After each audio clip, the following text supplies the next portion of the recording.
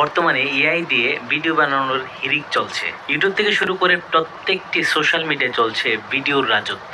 আপনিও যদি এআই দিয়ে ভিডিও বানাতে চান তাহলে এই ভিডিওটি আপনার জন্য। এআই দিয়ে ভিডিও বানাতে আমরা ব্যবহার করব Google AI studio. Google AI studio দিয়ে আমরা প্রম্পট লিখে ভিডিও বানাতে পারবো, কোনো একটা ছবি দিয়ে ভিডিও বানাতে পারবো, কোনো একটা ছবিকে অ্যানিমেশন ভিডিও বানাতে পারবো। এআই দিয়ে ভিডিও বানাতে আমরা চলে যাব গুগলে এবং এই সার্চ অপশনে লিখে দেব গুগল এআই স্টুডিও। ক্লিক করার সাথে সাথেই আমরা চলে আসলাম গুগল এআই স্টুডিওর ওয়েবসাইটে। আমি এখানে একটা ক্লিক করে দেব।